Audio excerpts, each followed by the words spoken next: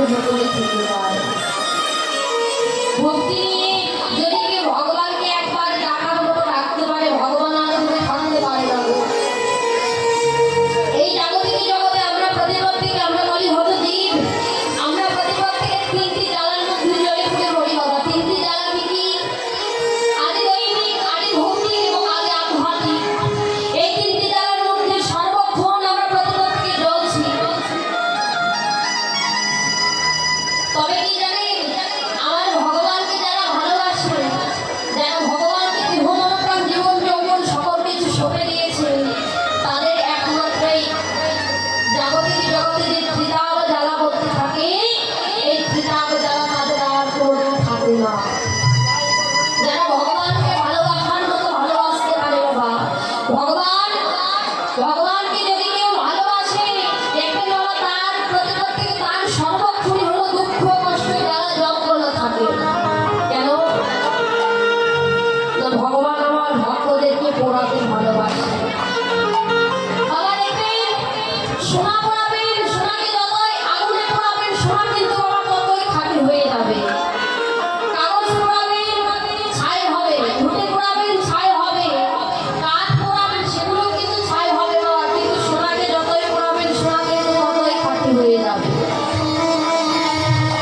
ভগবান ভক্তদেরকে দুঃখের অনলে পোড়াতে খুব ভালোবাসে। কেন? না এই দুঃখের অনলে পোড়াতে পোড়াতে যদি সে ভক্ত যদি ভগবানকে সত্যিকারের ভালোবেসে থাকে, তাহলে বাবা সে যতই দুঃখ যতই জ্বালা যন্ত্রণা পাক না কেন, ভগবানকে কখনো ভুলবে না। আর ভগবান পোড়াতে পোড়াতে খাঁটি করে ফেলে। এই জন্য ভগবান প্রতিপদ থেকে মাথায় দুঃখের বোঝাটা দিয়ে দেয়। ওই গৌর রূপে নয়ন দিয়ে বাবা গৌর হরিকে ভালোবেসে কত রাজা থাকেন রাজত্ব, কত জমিদারের থাকেনি জমিদারিত্ব, কত গণের থাকেনি, কত পণ্ডিতের থাকেনি পণ্ডিতের অভিমান। যারা আমার ভগবানকে ভালোবেসেছে, তারা তো প্রতিপদ থেকে বাবা চির জনমের মতো তাদের সংসারকে পরিত্যাগ করে, তাদের অর্থ সম্পত্তি ধন দৌলত সকল কিছু পরিত্যাগ করে তারা চির জনমের মতো ভগবানের গৌর হরি ভগবানকে ভালোবেসে কত রাজা কত জমিদার তাদের সকল কিছু পরিত্যাগ করে, মায়াময় সংসারকে পরিত্যাগ করে, সকল রাজ রাজ ঐশ্বর্য সকল কিছু পরিত্যাগ করে চির জনমের মতো গৌর রাজ তোমার আমি হলাম বলে সে চির জনমের মতো পথের কাঙাল হয়ে গেছে। তার বাস্তব প্রমাণ বাবা, তার প্রমাণ হচ্ছে এই যে রূপ গোস্বামী, 6 গোস্বামীর মধ্যে এক গোস্বামী রূপ গোস্বামী। সেই রূপ গোস্বামী তার কি ছিল না বাবা? তৎকালীন দিনে আমাদের এই বাংলাদেশ, এই দেশটা আলাদা একটা কোনো দেশ ছিল না। এই ভারতবর্ষ আর এই ভারতবর্ষে সেই বাংলাদেশের মধ্যে তৎকালীন দিনে বাবা সেই রূপ গোস্বামী ছিল অর্থমন্ত্রী। কি ছিল না তার? ধন ঐশ্বর্য টাকা পয়সা মণি মুক্তা তার কোনো কিছুর অভাব ছিল না বাবা। একটা অর্থমন্ত্রী অর্থের কোনো অভাব থাকে? কখনো থাকে না। সেই রূপ গোস্বামী গৌর রূপে নয়ন দিয়ে গৌর হরিকে ভালোবেসেছিল, জনমের মতো পথের কাঙাল হয়ে গেল বাবা। শাস্ত্রে বলেছে না, কৃষ্ণ কৃপা জগৎময় কিন্তু সাধুগুরু বৈষ্ণবের কৃপা, গুরু কৃপা কেবলমাত্র কোনো ভাগ্যবান এবং ভাগ্যবতী জীবের হয়। সাধুগুরু বৈষ্ণবের কৃপা লাভ হয়ে গেল না, আর সে সাধুগুরু বৈষ্ণবের কৃপা লাভ হওয়ার পর একদিন তার গৌর হরির সঙ্গে সঙ্গ হলো, গৌর হরির সঙ্গে তার দেখা হলো। দেখা হওয়ার পর সেই রূপ গোস্বামী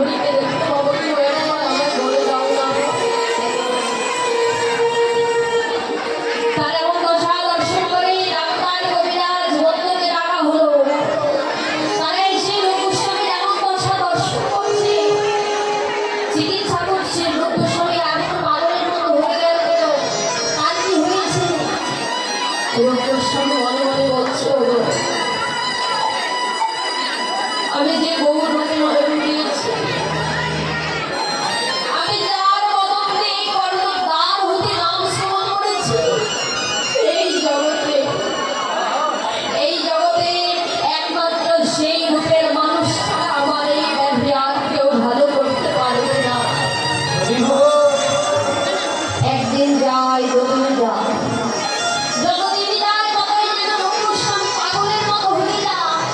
এমন করতে করতে বাবা রূপ গোস্বামীর সংসার থেকে ওই তার ধন সম্পদ তার সেই সংসার মায়াটাকে পরিত্যাগ করে রূপ গোস্বামী এবার পথে এসেছে।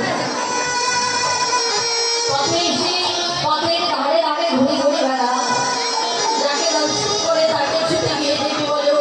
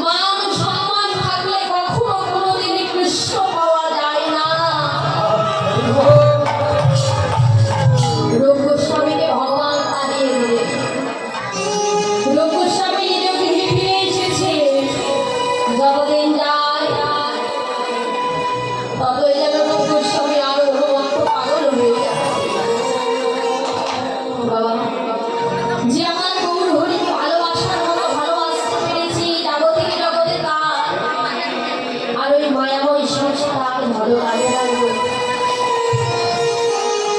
রূপ গোস্বামী মনে মনে ভাবছি ওগো, যে ভগবান বলেছিল আমার যে অর্থ থাকলে মান সম্মান খ্যাতি থাকলে কখনো কোনোদিন তার চরণ পাওয়া যায় না, তাহলে সেই অর্থ সেই সম্পদ, যে অর্থ সম্পদ থাকলে কৃষ্ণ পাওয়া যায় না, গৌর পাওয়া যায় না, তাহলে এই জগতে আমার আর সেই অর্থ সম্পদের প্রয়োজন নেই। এই বলে রূপ গোস্বামী কি করলেন? অর্থ মন্ত্রিত্বের পদ পরিত্যাগ করলেন, সংসার কাজ পরিত্যাগ করে রূপ গোস্বামী মহাপ্রভুর কাছে ছুটে চলেছে। প্রভু, এইবারে দেখো প্রভু, আমি এবার আমার সর্বস্ব কিছু পরিত্যাগ করে এসেছি। এইবার দাও না, তোমার ওই পার্শ্বগণের মধ্যে আমাকে একটু দাও না প্রভু। রূপ, কে বলেছে তুমি সর্বস্ব কিছু পরিত্যাগ করে এসেছো? প্রভু, আমি তোমার জন্য আমার ওই অর্থমন্ত্রিত্বের পদ পরিত্যাগ করেছি, আমার সংসার পরিত্যাগ করেছি, আমি তোমার কাছে চলে এসেছি প্রভু, আর তুমি এখনো বলছো আমি সব কিছু পরিত্যাগ করতে পারিনি। রূপ, আচ্ছা তুমি এত কিছুর মায়া পরিত্যাগ করতে পারলে, কিন্তু তোমার কাঁধের দিকে তাকিয়ে দেখো, তোমার কাঁধে যে একটা সম্মানীয় দামি যে শাল, এত কিছু পরিত্যাগ করতে পারলে কিন্তু সামান্য শালের মায়াটা পরিত্যাগ করতে পারলে না। রূপ, তুমি আমার সম্মান থেকে চলে যাও, তুমি আর আমার কাছে এসো না। আবার রূপ গোস্বামীকে তাড়িয়ে দিলেন। এবার রূপ গোস্বামী ওই নদী আর পথে পথে ঘুরে বেড়াচ্ছে। নদী আর পথে পথে ঘুরতে ঘুরতে হঠাৎ করে বাবা অদূরে দেখছে যে একটি ভিখারি শীতের মধ্যে থরথর করে কাঁপছে। রূপ গোস্বামী আর বিলম্ব না করে ছুটে গিয়ে সেই ভিখারির চরণে আছাড় ধরেছে। ভিখারিকে ডেকে বলছি, কে গো? কোয়ারে বলারে তুমি আমার চরণের কাছে এসে পড়েছো, কি হয়েছে তোমার? আর তুমি আমার কাছে কি চাও? রূপ গোস্বামী মনে মনে ভাবছে, আমি আমার পরিচয় দিলে আমাকে চিনতে পেরে যাবে, আমি আমার পরিচয়টা দেব না। ভিখারিকে ডেকে বলছি, ওগো, আমি এই নবদ্বীপের মধ্যে ভিক্ষা করে বেড়াই, আমি অতি দরিদ্র, অতি কান্না, আমি তোমার কাছে একটি বস্তু চাইবার জন্য এসেছি, তুমি আমায় দেবে? ভিখারিনী রূপ গোস্বামীকে ডেকে বলছি, কি? আমি হলাম অতি দরিদ্র একটি ভিখারি, এই নদিয়ার পথে পথে আমি ভিক্ষা করে খাই, আর ভিখারির কাছে তুমি এসেছো ভিক্ষা চাইতে, আমি তোমার কিছু দিতে পারবো না, আমার কাছে তোমাকে দেওয়ার মতো কিছু নেই, যাও যাও ভিখারি ফিরিয়ে দাও তুমি। রূপ গোস্বামী তখন ডেকে বলছে, গো, আমি যে বস্তুটা তোমার কাছে চাই সেই বস্তুটা তোমার কাছে আছে। শোনো, তুমি যদি আমাকে সেই বস্তু দাও, এর বিনিময়ে আমিও তোমার কিছু দেবো। বলে, কি দেবে? না শোনো, তুমি যদি তোমার কাঁধের ওই ছেঁড়া আস্তা ঝোলাটা আমার কাঁধে তুলে দাও, এর বিনিময়ে তুমি আমার কাঁধে যে সম্মানীয় দামি যে শালটা দেখছো, এই শালটা আমি তোমার দিয়ে দেবো। বাবা দেখবে, আগেকার দিনে যারা রাজা ছিল, যারা জমিদার ছিল, যারা সম্মানীয় ব্যক্তি ছিল, তাদের কাঁধে একটি উত্তরী কিংবা দামি শাল ছিল। ভিখারিটি মনে মনে ভাবছি, কি পাগল নাকি বাবা, এত দামি একটা শালের বিনিময়ে কেউ কি কখনো ছেঁড়া আস্তা ঝোলাটা চাইবে? আমরা কি বলে চাইবো বাবা?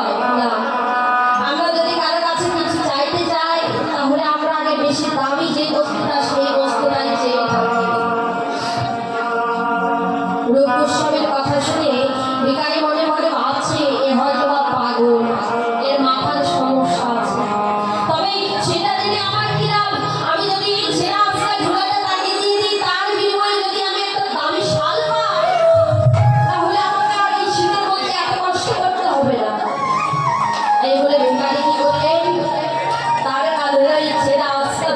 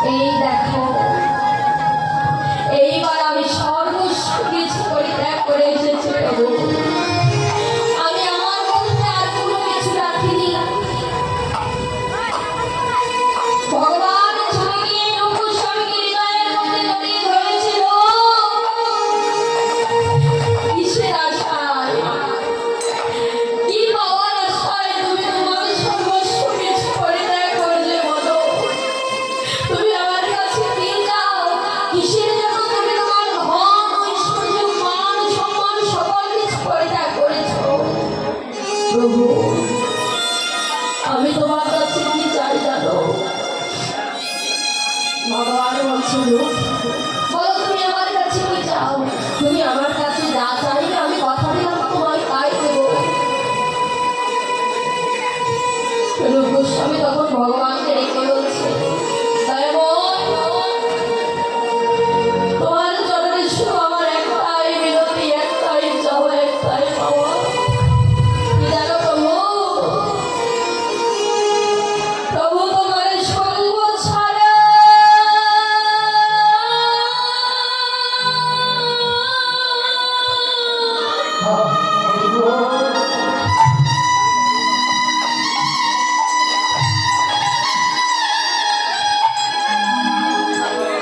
তুমি আমায় করো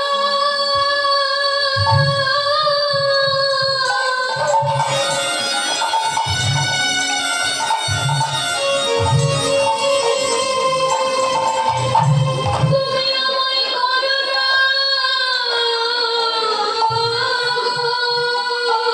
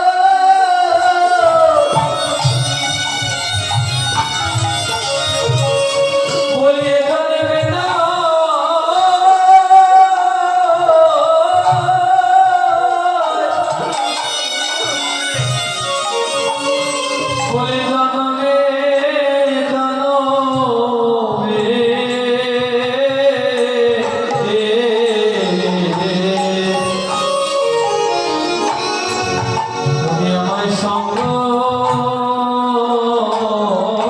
ছাড়া আমায় করো না গো,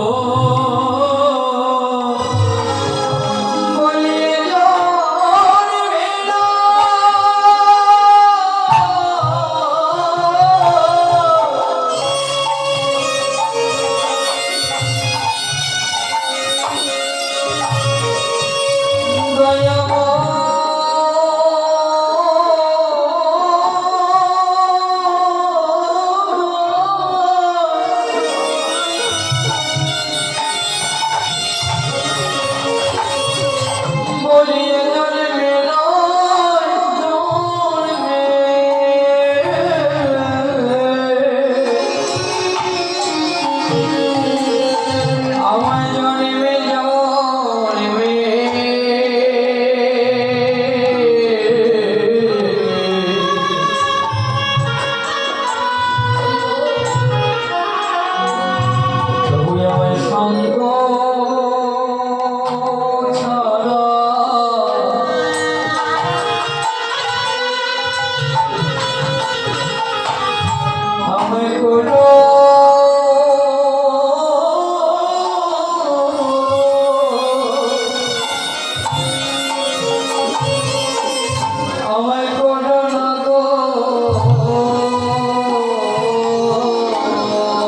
প্রভু তুমি আমায়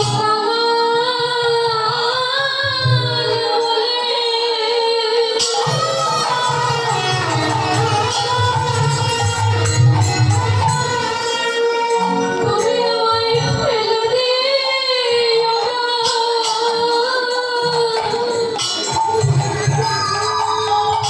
প্রভু তোমার সঙ্গ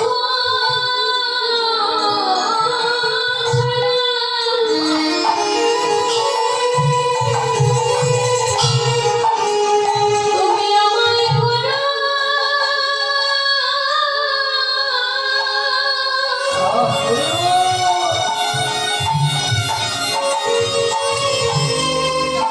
তুমি আমায় করো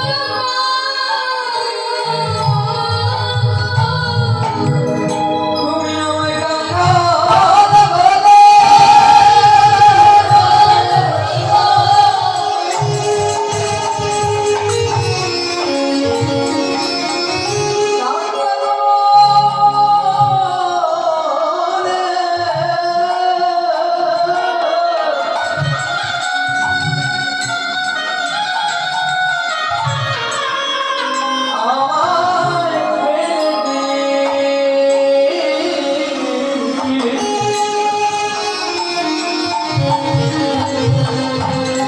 আমায় ফেলে দিও না।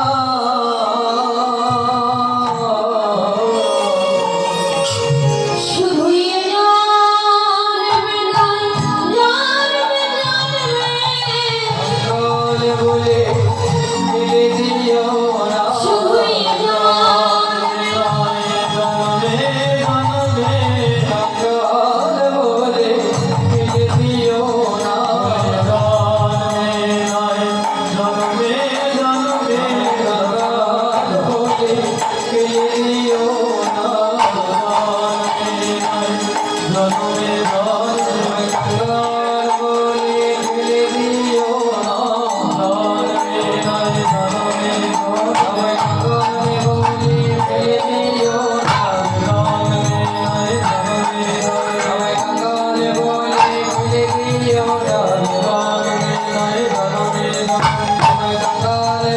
বলে ফেলে দিও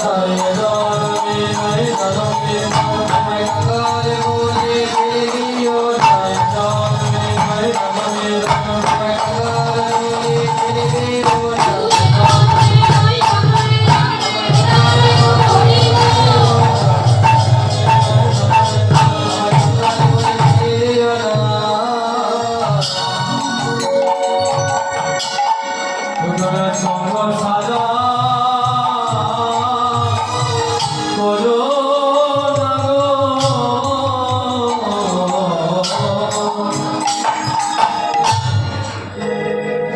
গৌর সেই রূপ গোস্বামী গৌর বলেছে